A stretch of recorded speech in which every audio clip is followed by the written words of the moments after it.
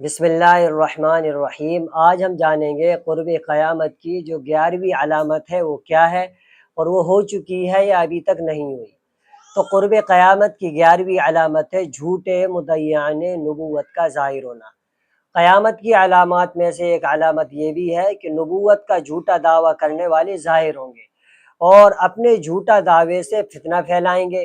حضور اکرم صلی اللہ علیہ وسلم نے فرمایا کہ جھوٹے مدعیان نبوت کی تعداد تقریباً 30 ہوگی۔ 30 ایسے لوگ ہوں گے جو جھوٹا نبوت کا دعویٰ کریں گے۔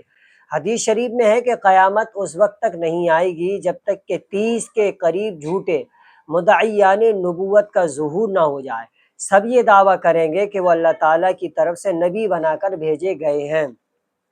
یہ علامت ظاہر ہو چکی ہے کہ گزشتہ زمانے سے تاحال بہت سے جھوٹے مدعیان نبوت ظاہر ہو چکے ہیں۔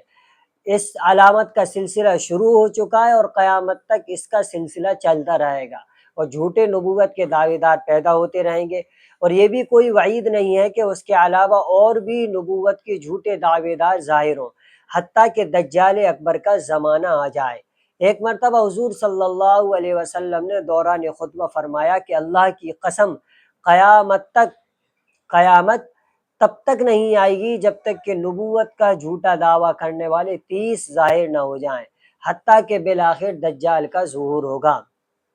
حضرت ثوبان رضی اللہ عنہ سے مروی ہے کہ نبی کریم صلی اللہ علیہ وسلم نے ارشاد فرمایا، قیامت اس وقت تک نہیں آئے گی جب تک کہ میری امت کے قبائل مشرکین سے نہ مل جائیں اور بتوں کی پوجا نہ کریں، اور عن قریب میری امت میں 30 جھوٹے ہوں گے، ان میں سے ہر ایک یہی دعویٰ کرے گا کہ میں نبی ہوں، حالانکہ میں خاتم النبیون ہوں اور میرے بعد کوئی نبی نہیں۔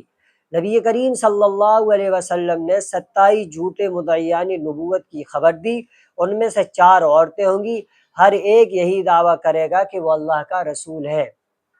حضرت حذیفہ رضی اللہ عنہ سے مروی ہے کہ نبی کریم صلی اللہ علیہ وسلم نے فرمایا، میری امت میں 27 جھوٹے دجال ہوں گے، اور ان میں سے 4 عورتیں ہوں گی، اور میں خاتم النبیین ہوں، میرے بعد کوئی نبی نہیں آئے گا۔